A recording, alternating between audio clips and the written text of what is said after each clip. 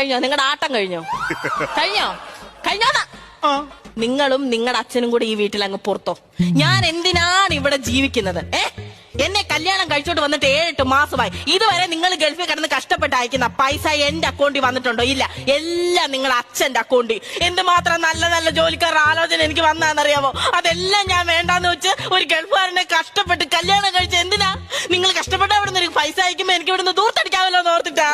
അല്ല, അതെല്ലാം കൂട്ടി വെച്ച് എനിക്ക് ഓർത്ത് സന്തോഷിക്കാമല്ലോ എന്ന് വിചാരിച്ചിട്ടാ. പറ്റത്തില്ലല്ലോ.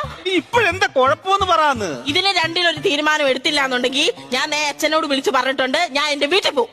എടി, ഈ നിസാര കാര്യത്തിനൊക്കെ നീ പിണങ്ങി പോവാണോ പെണ്ണെ? നിസാറിന്റെ കാര്യമല്ല ഞാൻ പറഞ്ഞത്, എന്റെ കാര്യമാണ് ഞാൻ പറഞ്ഞത്. എന്തോ അത് ലൗഡ് സ്പീക്കർ ആയിരുന്നു. നിന്റെ നിസാർ കൗണ്ടർ അറബി കേട്ട് എന്നോട് പൊക്കോളാൻ പറഞ്ഞു.